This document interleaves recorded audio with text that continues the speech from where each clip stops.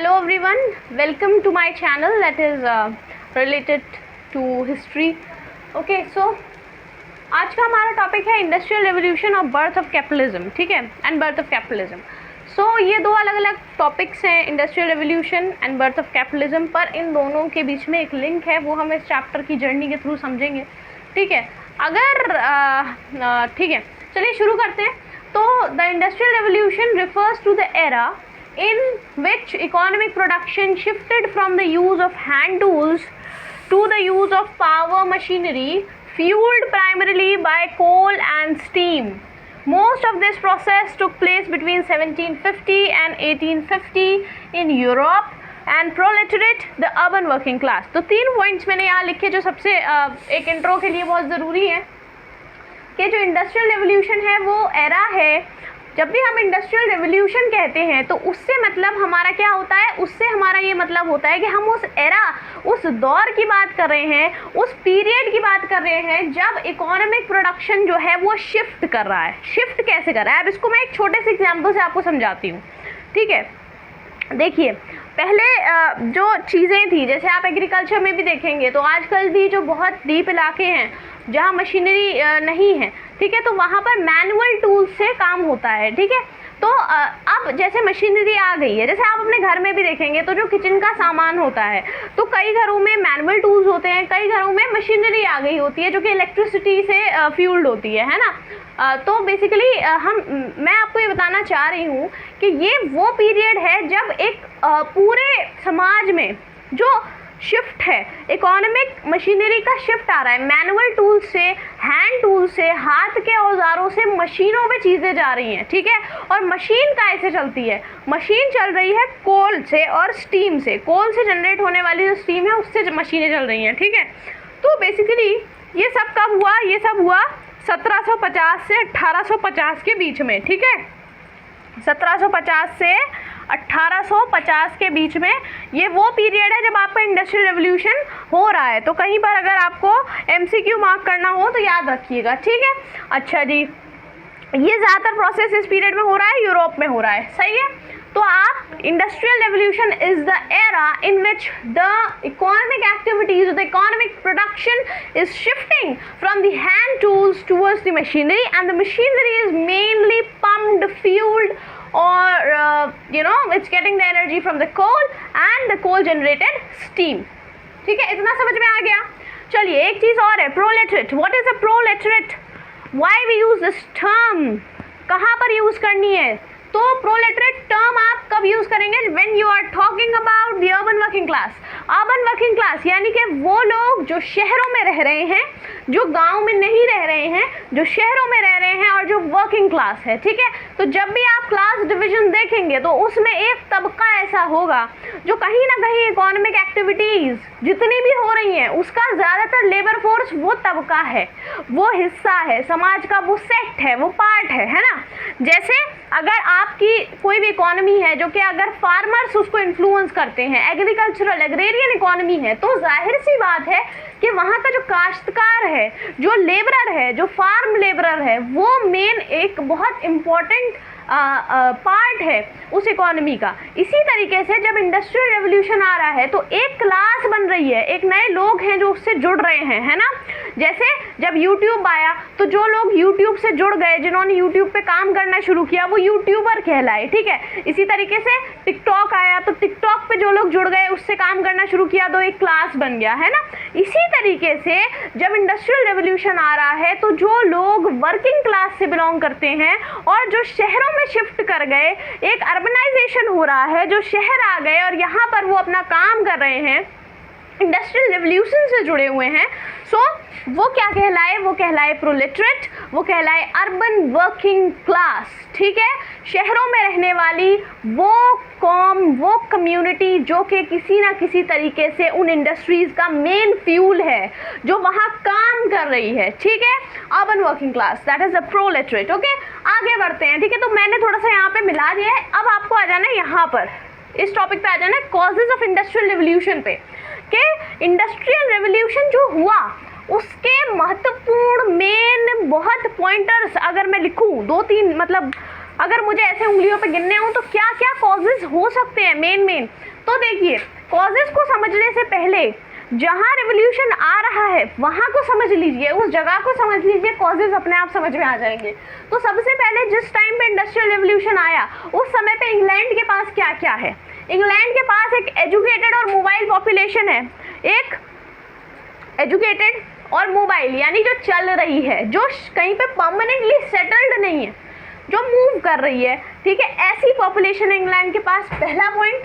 दूसरा पॉइंट, एक ready supply है कोल की और आयरन की, ठीक है, इसके पास कोल भी है, इसके पास आयरन भी है। कोल क्या करेगा, कोल फ्यूल सप्लाई करेगा, आयरन क्या करेगा, आयरन मशीनरी बनाएगा, ठीक है, दोनों रॉ मटेरियल हैं, आयरन से मशीन बनेगी, कोल से मशीन चलेगी, तो दोनों चीज़ें इंपॉर्टेंट हैं जो इंग्लैंड के पास हैं इस समय पर, इंडस्ट्रियल रेवोल्यूशन के समय पर। फिर एक एक्सटेंसिव ट्रेड नेटवर्क है ना, एक बहुत एक्सटेंसिव, एक बहुत फैला हुआ, एक बहुत विकसित ट्रेड नेटवर्क है रिवर्स का, ठीक है, नदियों का ट्रांसपोर्ट सिस्टम बहुत अच्छा है। इस पॉइंट से ये पता चलता है that an extensive trade network of rivers, canals and coastal sea lanes. इस पॉइंट से पता ये चलता है कि ट्रांसपोर्ट सिस्टम बहुत अच्छा है, ठीक है, via rivers, via canals and via coastal sea lanes. तो ये एक चीज़ हो गई, ट्रांसपोर्ट अच्छा है। देखो, इसका मतलब है कि रॉ मटेरियल है, इसका मतलब है कि ट्रांसपोर्ट बहुत अच्छा है ना, इसका मतलब है कि इसके पास लेबर है, ठीक है, लेबर है। अच्छा, स्मॉल इंटरनल डिस्टेंसेस हैं, growing population. Small internal distances यानी एक जगह से दूसरी जगह जाने के जो डिस्टेंसेस हैं, जो दूरियां हैं, वो काफ़ी कम है। तो इसका मतलब ट्रांसपोर्ट अगेन बहुत इम्प्रूव्ड हम कह सकते हैं, बहुत अच्छा है ना, क्योंकि कहीं ना कहीं जितनी दूर सामान लेके जाना होगा उतना ज़्यादा आपका जो पावर है, जो एनर्जी है, वो ट्रांसपोर्ट में वेस्ट हो जाएगी, तो कहीं ना कहीं वो एनर्जी बचेगी कुछ अगर इस इंटरनल डिस्टेंसेस कम है तो। और एक और चीज़, एक ग्रोइंग पॉपुलेशन है, यानी कि एक ऐसी पॉपुलेशन है जो धीरे धीरे बढ़ रही है, जो कि कुछ समय के बाद आपको बहुत सारा यूथ देगी, है ना, बहुत सारे लोग देगी जो कि काम कर सकते हैं। तो growing population is another important point जो कि आप लेबर से ही जोड़ सकते हैं कि आपके पास लेबर है या होगी इन फ्यूचर। और एक और पॉइंट, पॉलिटिकल स्टेबिलिटी, ये सबसे इंपॉर्टेंट है। देखिए, जब भी इकोनॉमिक ग्रोथ कहीं पर भी होनी है, चाहे आप अपने एक छोटा सा आप एक बिजनेस सेटअप डाल रहे हो, या एक नेशनल लेवल पर या इंटरनेशनल लेवल पर या पूरी दुनिया के लेवल पर, कहीं पर भी इकोनॉमिक ग्रोथ की पहली ज़रूरत है पॉलिटिकल स्टेबिलिटी, ठीक है। अगर कहीं पर पॉलिटिकल अनरेस्ट है तो वहाँ इकोनॉमिक ग्रोथ का होना बहुत मुश्किल हो जाता है। क्यों? क्योंकि इकोनॉमिक ग्रोथ कब होगी? जब आप फोकस करेंगे on economic perspectives, on economic dimensions. अब अगर पॉलिटिकल अनरेस्ट है किसी जगह पर, पॉलिटिकली यानी कि जिस तरीके से राइट्स होते हैं या सिविल वॉर्स होती हैं या समाज में स्थिरता नहीं है, अनस्टेबल सोसाइटी हो रही है, तो उस समय पर वहाँ पर इकोनॉमिक डेवलपमेंट होना बहुत मुश्किल हो जाता है। तो इसीलिए political stability is another important point which makes England the place of industrial revolution. तो ये पॉइंट मैंने आपको इसलिए बताए बिकॉज एक क्वेश्चन अक्सर पूछा जाता है जो कि आपसे कहीं पर भी पूछा जा सकता है, if you are asked from history, कि बताइए why the industrial revolution took place in England not somewhere else. तो उसका सीधा जवाब ये है कि इंग्लैंड के पास ये सारी चीज़ें मौजूद हैं। इसको आप 3 पॉइंटर्स में डिवाइड कर सकते हो। देखो, पहली चीज़ है लेबर। इंग्लैंड के पास एक एजुकेटेड मोबाइल पॉपुलेशन है और इंग्लैंड के पास एक ग्रोइंग पॉपुलेशन है, ठीक, ये हो गया। दूसरी चीज़ होगी रॉ मटेरियल। इंग्लैंड के पास एक रेडी सप्लाई है कोल और आयरन की, और कोल और आयरन की, ये हो गया आपका रॉ मटेरियल से रिलेटेड पॉइंट। तीसरा पॉइंट हो गया आपका कि ट्रांसपोर्ट से रिलेटेड, कि एक्सटेंसिव ट्रेड नेटवर्क है, रिवर्स है, कैनाल्स है, कोस्टल सी लेन्स है और स्मॉल इंटरनल डिस्टेंसेज है, ये ट्रांसपोर्ट से रिलेटेड हो गया। और पॉलिटिकल स्टेबिलिटी, ये वहाँ की जो उस समय की पॉलिटिकल या जो सामाजिक जो सोसाइटल स्थिति है, हम उसको नज़र में रख करके इस पॉइंट को लिख सकते हैं। तो अगर आपसे पूछा जाता है that why the industrial revolution took place in England only, not in somewhere else, not in other places of the world like China, India, Asia, anyway, why? So for that why you can make these 2-3 points, इनको आप देख लीजिएगा। चलिए आगे बढ़ते हैं। मैंने आपको बताया कि यहाँ से आपको यहाँ जाना है, फिर वापस यहाँ आना है, ठीक है। Causes of the industrial revolution, what were the causes? So the industrial revolution was preceded और caused by an agricultural revolution that had two components, ठीक है। इंडस्ट्रियल रेवोल्यूशन हुआ, बेशक हुआ, लेकिन इससे पहले एक काम और हुआ जो पढ़ना इससे भी ज़्यादा ज़रूरी है। Why? Because it is the नीव, it is the base of everything that is going to build in future. So basically industrial revolution से पहले जो एक बहुत important incident हुआ था उसका नाम था agricultural revolution and enclosure movement, ठीक है। उसके दो components हैं, ठीक है। एग्रीकल्चरल रेवोल्यूशन के दो कंपोनेंट्स हैं, ठीक है। सबसे पहली चीज़ तो साइंटिफिक रेवोल्यूशन आया। देखो जी, इसको सीधा सीधा मैं आपको यहाँ पे डिवाइड करके दिखाती हूँ। ये देखो, ये मैंने बॉक्स बनाया हुआ है, एग्रीकल्चरल रेवोल्यूशन। इसको आप दो भागों में डिवाइड कर सकते हैं, इसके दो कंपोनेंट्स हो सकते हैं।